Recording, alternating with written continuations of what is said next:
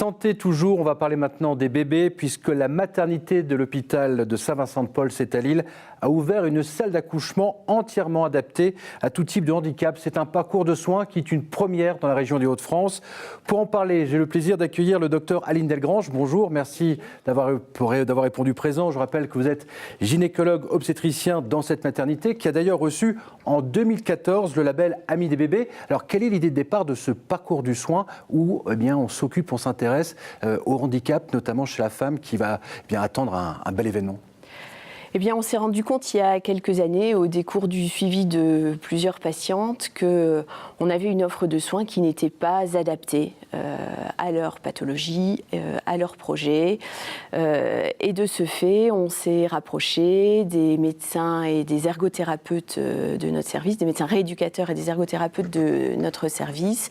Et on a travaillé un parcours de soins, alors initialement ciblé sur le handicap moteur, avec dans l'idée une consultation préconceptionnelle, un suivi de grossesse adapté, avec la mise en situation du moment de l'accouchement aidé par les ergothérapeutes, et puis donc l'accouchement dans la meilleure situation possible pour cette patiente.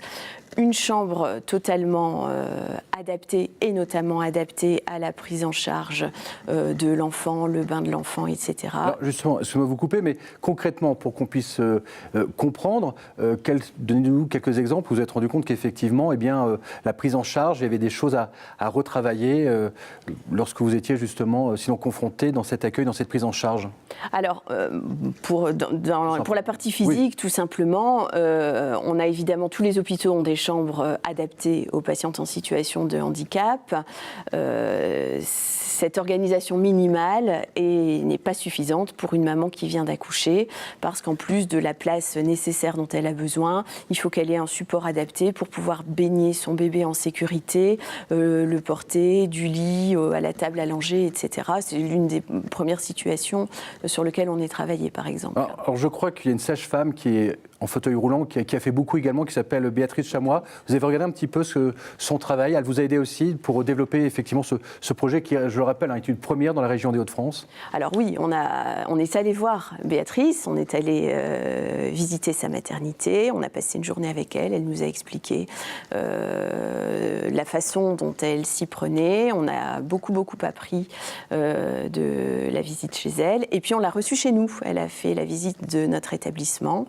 Et elle nous a donné des conseils et ça reste évidemment une interlocutrice de choix dans ces parcours. Oui, surtout que vous disiez, c'est que vous êtes intéressé à tous les handicaps, entre guillemets, puisque le handicap moteur, ça peut être intellectuel, auditif, mais aussi visuel, par exemple, tout simplement. Est-ce qu'il y a présent un peu de braille ou des lectures en braille dans certaines chambres, tout simplement? On a traduit nos documents en braille. Pour les patientes qui ont une déficience visuelle, on organise des visites blanches de la maternité où on leur fait faire tout le circuit patiente avant qu'elle soit le jour J en situation. Et puis, en effet, tous les supports sont en braille si besoin. Oui, parce que l'idée quand même, c'est que ce soit un heureux événement. On ne pense pas toujours au handicap, alors qu'effectivement, ça existe et c'est important d'y penser, c'est ce que vous faites. Important aussi, je présume, de former le personnel soignant aussi pour cette meilleure prise en charge? Alors oui, le personnel soignant, donc les auxiliaires, les sages-femmes, les médecins, dans les services de maternité, puis les ergothérapeutes dans les services de rééducation. On est allé au contact l'un de l'autre et on s'est formé situation par situation. Oui, particulière. Voilà, en fait, par compagnonnage, situation par situation, pour s'améliorer à chaque fois. Alors, dernière question, et très rapidement, s'il vous plaît. Vous avez déjà donc reçu des femmes enceintes qui sont venues donc chez vous, qui ont un handicap. Vous avez senti une différence, un mieux-être de la part du personnel, mais aussi de ces femmes qui attendent cet événement? Vous sentez une belle évolution grâce à ce projet qui est en cours? Alors, on sent une belle évolution. On vit des grandes choses avec elles, parce que c'est très riche en émotions, et elles nous le rendent parfaitement, et on apprend avec elles également. Très bien. Écoutez, docteur Aline Delgrange, merci beaucoup. Et on va bien sûr suivre ce parcours vraiment qui est unique dans la région d'Hauts-de-France. Encore un grand merci. Merci.